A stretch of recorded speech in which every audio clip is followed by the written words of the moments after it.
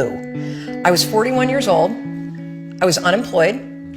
My husband had started a restaurant business, which was his dream. This is actually a funny story. When he got laid off from a big job in high tech, and I think he was really relieved. You know how a lot of us wait to quit our jobs and then we get laid off and we're like, yes.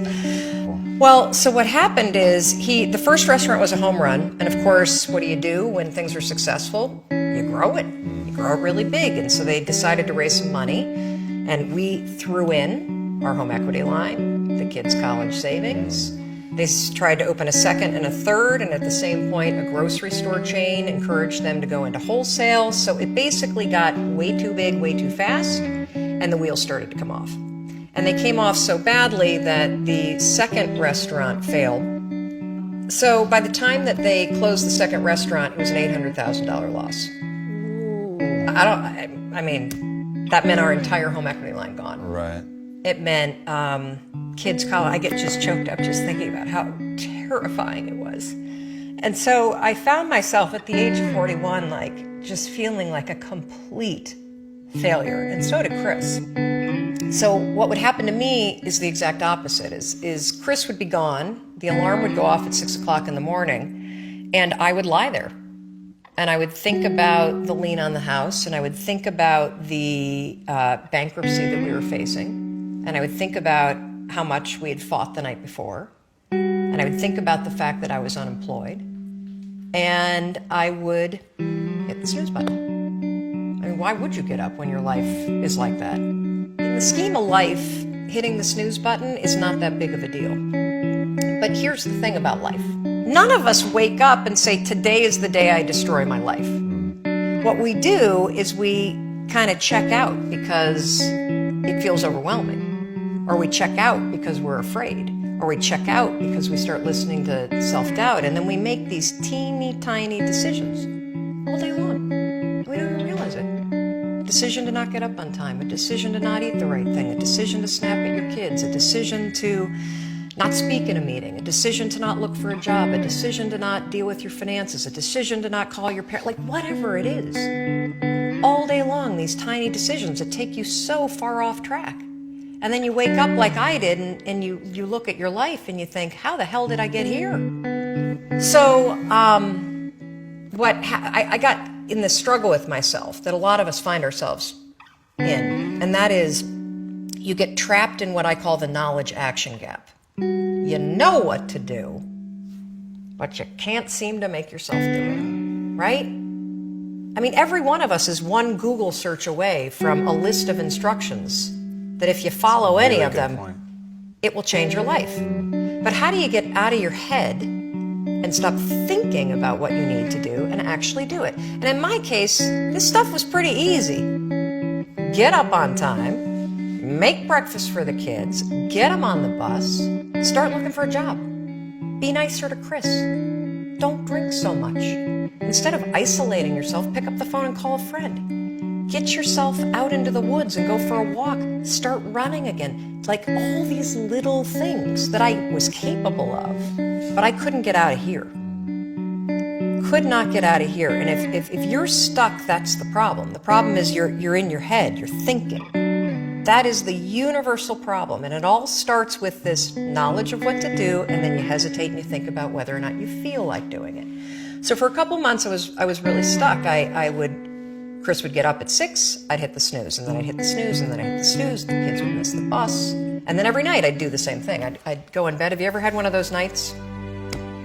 Probably before you started your company, but where you go in bed and you're like, all right, Tom, that's it. Tomorrow, it's the new me.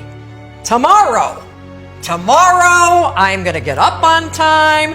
I am going to go to the gym. I am going to look for a job. I'm not going to drink so much. It's going to be amazing. The new me, the future me. Woo! Let's do this, right? Then you go to bed, and you wake up 7 hours later, and you're like, I don't feel like the new me. It's the only, that's a stupid, see, motivation's garbage.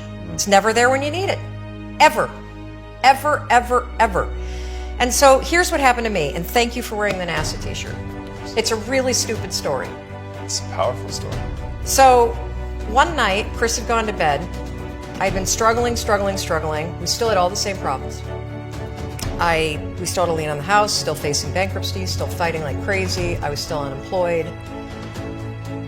They still hadn't figured out like the solution yet for the business. And I was about to turn off the TV, and there on the TV, there was this rocket launching, and I thought, oh my gosh,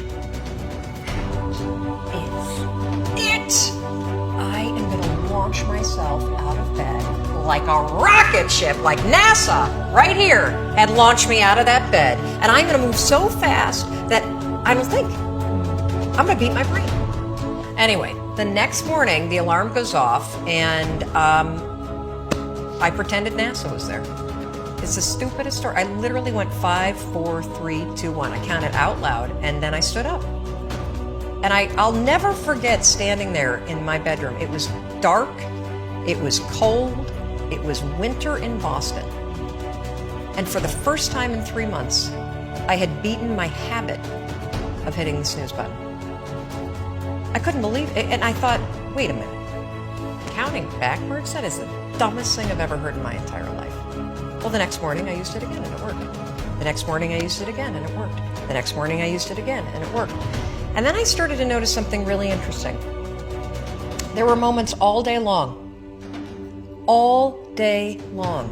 just like that 5-second moment in bed, where I knew, knowledge, what I should do. And if I didn't move within 5 seconds, my brain would step in and talk me out of it. Every human being has a 5-second window, might even be shorter for you. You have about a 5-second window in which you can move from idea to action before your brain kicks into full gear and sabotages any change in behavior. Because remember, your brain is wired to stop you from doing things that are uncomfortable or uncertain or scary.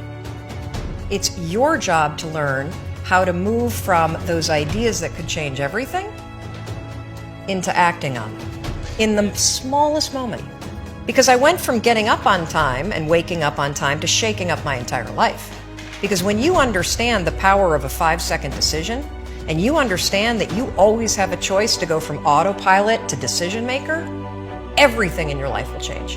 You will be a different negotiator, you will be different in sales, you will be unstoppable in the gym, because you will realize the amount of garbage that you put in the way of your hopes, of your dreams, of your potential, of your confidence, of your courage. Everything comes down to the decisions that you make. We all know what to do. None of us know how to make ourselves do it. So the single most profound use of the 5-second rule is mind control. You can actually use one stupid little trick to push yourself to grab it. I wanted to change my life. And I think most people that are miserable or that are really like dying to be great and dying to have more, we want to change. We want to live a better life. We want to create more for our families. We want to be happier. The desire is there. It's your job to push yourself. There are tricks that you can use that actually outsmart the tricks your brain plays on you. You can outsmart your own brain.